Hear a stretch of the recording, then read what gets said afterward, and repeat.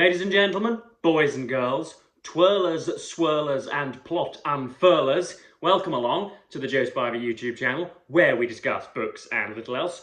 And welcome along to recent reads, folks. I have noticed for my shame and my sins that I have not even, I haven't focused on reading actual books in the last week on BookTube. I have been sullying my channel with all sorts of skits and skirmishes and all sorts of bookshelf tours and other social commentary that doesn't really contribute an awful lot to BookTube. I know it's appreciated by my subscribers and my acolytes, but yeah, I do feel a weird sense of sort of thematic betrayal if I do not talk about books that I'm reading on here. So I'm going to right those wrongs today. A little bit of a Spivanian fireside chat before we do get going. I was given for my birthday, which is in the end of January for anybody of you concerned in 2025, I was given by, again, another member of my family, an inexhaustible voucher for a proprietor of caffeinated goods who will go unnamed here because we don't do sponsored ads on this channel. But I was given a voucher, and so I've been heading down there for lattes and Americanos and gingerbread Whatsimmits and things like that, and I'm beginning to, I am now that I've had it confirmed this morning. What that sort of sallow, ghostly, hallowed figure, also known as the regular. I am one of, at least, a multiple of regulars, which means that they know my order and know exactly how much that's going to cost, and barely a syllable has to pass between either of our respective lips for the transaction to occur. I do believe that the lady in question that recognised me today, I believe I'm probably misconstruing her professional courtesy for professions of deep-seated love, but we shall see with that. We have a frothing rapport. I walk in, say hello to her, she says hello to me, she asks what it is she can do for me, I ask for an Americano or a latte, she then turns around, fiddles with all of the intergalactic machines behind the counter, presents the caffeinated gloop to me, I say thank you, hand over some of my sterling, and then leave. So if you know, if that's not an open and adamantine obvious profession of love, then I don't know what is, folks. So yes, I'll keep you updated on that.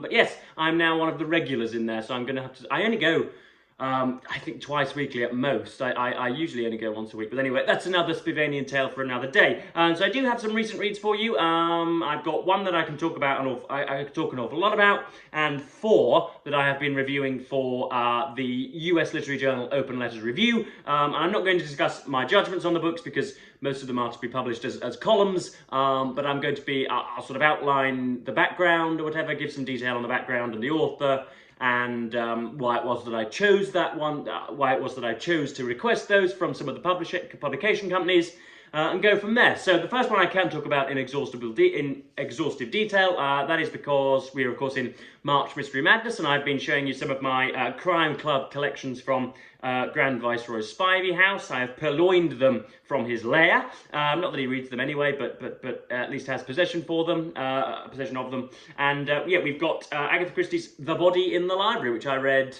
I think probably about this time last week, so yeah, smashed through this in a couple of days.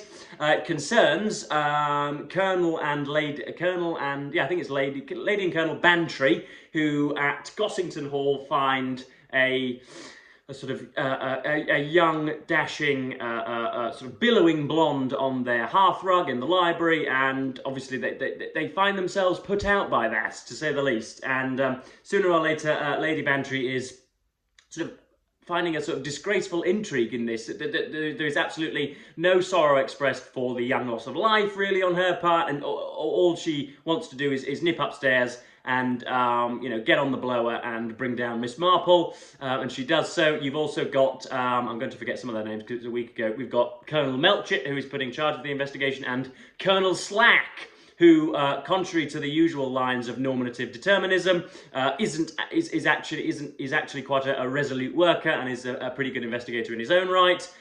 We've got Basil Blake, who's a bit of a flaneur and a what else is he? He is a what word am I looking for? Just a regular bacchanal who poses as a film producer, who obviously incites hatred from some of the more priggish inhabitants of the village, whose name I'm also going to forget, St Mary Mead. And yes, it's a really, really nice tale. Some of the things that I've been surprised about, I've never read a single word of Agatha Christie's fiction before. What was I mainly surprised about? Probably Miss Marple's implied infirmity. She's always sort of hobbling about, and she's always got a companion or a minder. She's usually portrayed by, especially by Geraldine McEwen and by Margaret Rutherford, as a really rather active sort of golf club swinging, inquisitive little so-and-so. But she's really quite sort of reticent and really quite cheeky and a bit just quite frail, actually.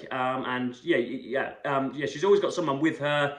She's never storming about the avenues like some of the cinematic adaptations have her doing. So yes, I really, really enjoyed this. I say I enjoyed it. I felt as if I was ticking a box. I didn't feel as if I was reading something that will, that would draw me in for years and years to come. That's probably because we live in a ridiculously sensationalized age in which you have to have 7 bears fighting one another, and then Donald Trump coming in and spearing Julius Caesar, and then you have to have Kim Kardashian straddling Neil Armstrong, all in the space of 7 or 8 pages. So our attention spans are shorter, and the requirements of novels have increased somewhat. So I think that's probably got something to do with it. I've got 3 or 4 more to read for March Mystery Madness. But yeah, it's got sort of, it inquires about mistaken identity. There is a gentleman called, what's his name? Somebody loses their Minoan 14 car and then finds it burnt out with a corpse there on a sort of landfill site, and that corpse is originally identified as a girl guide, again, whose name is going to evade me. But yes, this is really, really nice, and there's a Conway Jefferson who's handing out most of the money, and the majority of Agatha Christie's tales seem to revolve around the distribution of hereditary money and sort of lineal funds that will soon come into the hands of greedy descendants and ailing elders and all that type of thing. Because, of course, Agatha Christie, I read a bit of a Wikipedia page, and she was a wealthy woman, or at least was born into a little bit of wealth and was comfortable in Devon or Cornwall, and so there's all that going on. So yes, that was really, really nice. The Body in the Library, sort of illegible front title. I don't like that at all. But yes, really nice. 200 pages, so whipped through that rather quickly. Next up, one of the first of the 4 that I have been reviewing. I'm actually going to do them in order of appearance. So I'm going to rearrange at the last minute. So this has already been out. My review is, I don't know whether to link it, but I've linked it below before. Just go onto the Open Letters review site and you will see it. This is How to Win an Information War: The Propagandist Who Outwitted Hitler by Peter Pomerantsev. And my review was one of indifference and apathy, really. Certainly one of ambiguity. What's his name? Sefton Delmer was an anti-propagandist, essentially, who was fighting against the might of Hitler and Goebbels, who, of course, had took state control of much of the radio stations in Germany at the time, and it was Delmer's responsibility to essentially create to refute some of the propaganda that Goebbels was coming out with, but also to make it. He flitted between making it obviously German, a radio production of obvious German origin, but then also making it. Everybody seemed to also realise very, very quickly that it was of British origin anyway.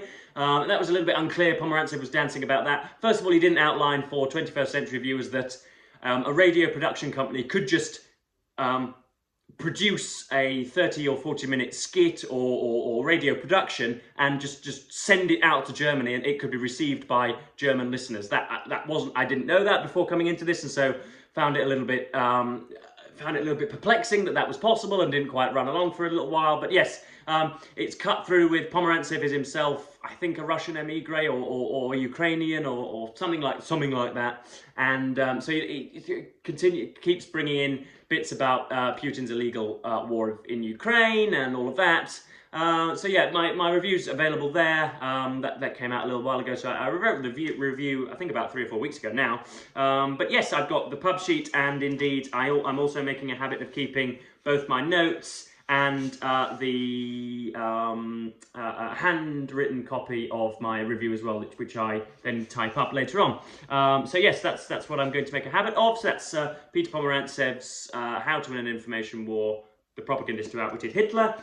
Next up, another one that's already been published is it says on here Dr. Ids, but his real name, his full legal name is Dr. Idris Mughal, and this is Saturated Facts, a myth-busting guide to diet and nutrition in a world of misinformation. In a peachy front cover there. I don't know why on earth they picked such a gaudy colour, but there we are. That's a can of ultra-processed food.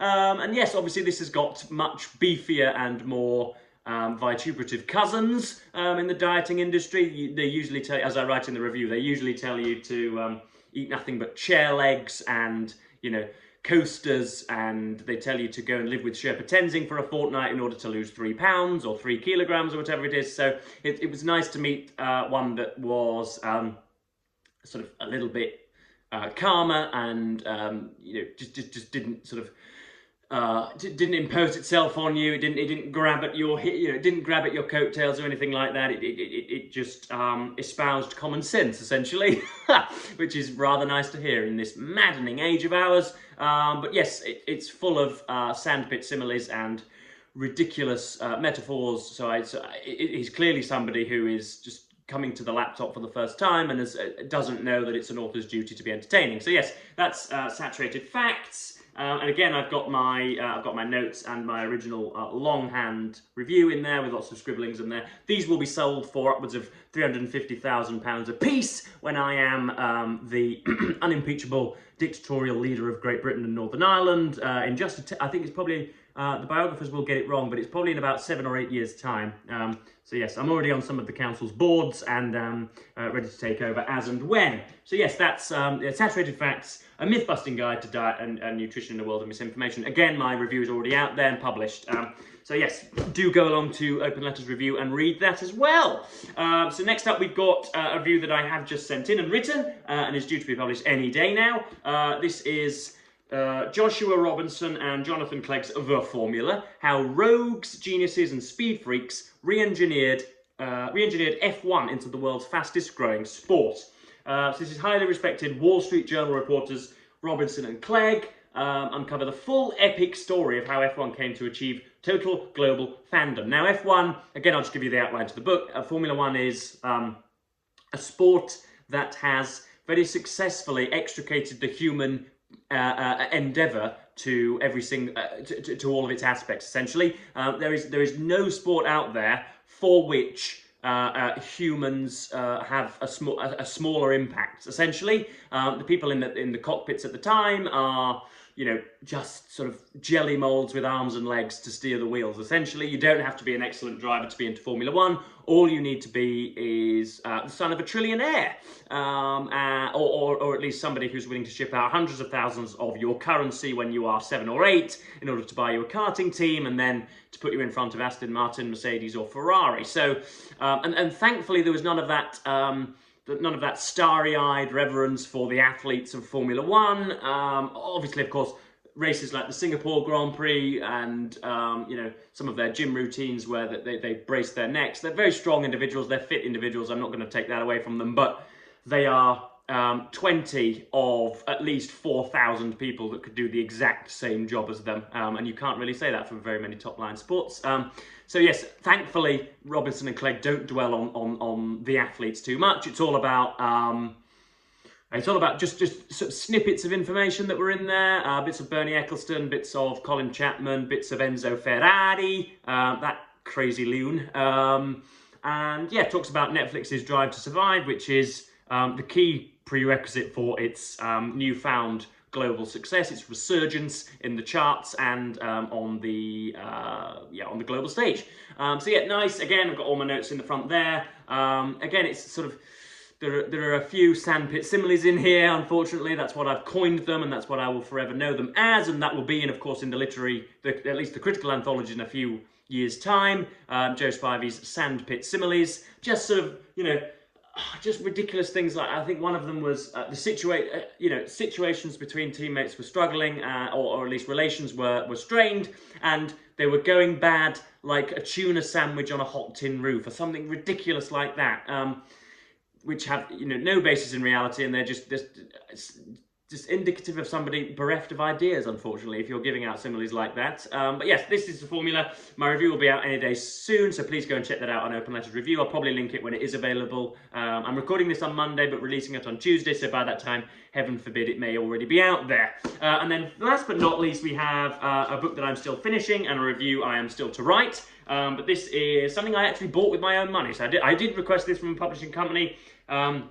But they, what's the phrase? Stonewalled me? Drywalled me? What is it? I don't know. Waterboarded me? What did they do? They didn't reply. So they didn't even deny me ownership of the book. Yeah, again, professional apathy or silence. So this is Tom Baldwin's Keir Starmer, The Biography. No chirpy subtitle to that. But you can see there is the sort of quizzical, timid, querulous Mr. Starmer there, and again I'll just outline the man rather than the book. He is of course now the leader of His Majesty's Royal Opposition in the United Kingdom, and was head of the Crown Prosecution Service for, I don't know how long the terms are, I think it's 5 or 6 years he was head of that, and goodness me, what else can we say? He is typified as being, or often presented as being, rather timid, meek, sort of unwilling to give an opinion, not typically charismatic, not a great raconteur, not great with the public, not somebody who can touch a baby, or who can grace a baby's forehead or whatever, and can just walk into a dyed-in-the-wool working-class living room and make everybody sort of choke on their food with laughter. He's not great at the pulpit, seemingly, but he is honest. And I don't know about honest, but at least straightforward, and isn't a product of the outlandish Etonian insouciance, which you guys have, which is a criticism that you guys have sometimes levelled at me, even though my parents never spent a single penny on my education, but nonetheless that still stands. So yes, it's not a question of the polls are essentially putting him as the Prime Minister in waiting. He's about to be he's almost certainly going to be the next leader of the country, and I will eat my own feet if he does not win the next election. Folks, there you are. You have that recorded on camera. I can put it in writing as well. If he doesn't win the next election and return not a majority Labour government, but a Labour government nonetheless, if he doesn't lead that, then I will indeed eat my own feet, hopefully with some sriracha sauce on the side. So yeah. He's going to be the leader in waiting, but it's not because people are running to him, but they're just running from the Conservative Party, who have been, goodness me, what on earth can you say? The most farcical, mendacious, demonstrably idiotic and reprehensible leaders that we have had for ages and ages and ages. I don't think you can I don't think you can criticise David Cameron an awful lot for that, apart from his complacency and insouciance during the Brexit referendum. But yeah, essentially, Boris Johnson, Truss and Sunak have made their own beds, and now they're about to lay in them. And yeah, people are running from the Conservative Party and not to the Labour Party. Those two things, of course, are mutually exclusive. So yes, this is a biography of Starmer, and I'm very much sort of 3/4 of the way through it. My review will be with my editor, the erstwhile patron and pariah here on BookTube, Steve Donoghue, probably in about 24 hours. Or by the time this review is released, it's probably already on his desk. So yes, this is Tom Baldwin's Keir Starmer, the bio, and you can almost see there just how flavourless and humourless he really is. Baldwin says already in this 3 or 4 times how, or at least quotes his friends as saying that it's really unfortunate that his comedic brilliance isn't often portrayed in the media, how he can seem awkward, how he can seem unable to explicate, or just the usual, doesn't have the usual razzmatazz and sparkle of a jobbing career politician. So yes, very interesting, and many things that I've got to say about it. And of course, I'm going to find the 800-word restriction ridiculously restrictive, as all restrictions are. So yes, I've warbled on for another 20 minutes, folks, so I do indeed hope that you enjoyed this video. Thank you for your immense support on my recent satire of popular BookTube. That was received very well, and some of the comments on there make sure that I keep getting out of bed every morning. I love being funny whenever I can, being entertaining. I'm also informative and, of course, have a sort of Powellian-like intellect, but I'm also just trying to be, the court jester for your entertainment and your delectation. So yes, I'm going to stop this video at 20 minutes and say thank you ever so much for watching BookTube, and goodbye.